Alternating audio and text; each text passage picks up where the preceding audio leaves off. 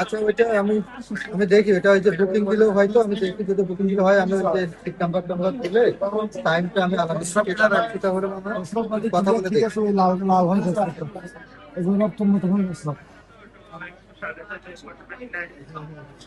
আচ্ছা, আর টাইমটা লামিসা, টাইম কখন, টাইম কখন?